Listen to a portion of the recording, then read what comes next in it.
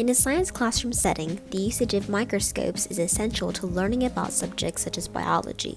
A problem that was brought to our attention was that students often have a hard time taking pictures and videos of the microscope slides, and that comparable products on the market that allow students to do so more easily are too expensive for most teachers to buy a class set of. Because of this, we were asked to solve this problem with a simple and easy solution. Our product attaches to the lens of the microscope and allows students to be practically hands-free when both looking at the microscope slides and taking pictures of it using their phones.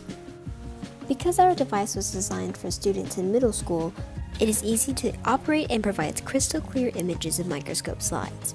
It also features a peg system at the bottom of the device, which allows it to work for different sized iPhones, such as the iPhone 5, 6, and 7.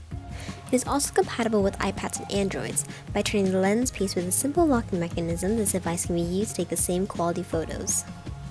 Our product can be printed with all compatible 3D printers and can be downloaded from thingiverse.com.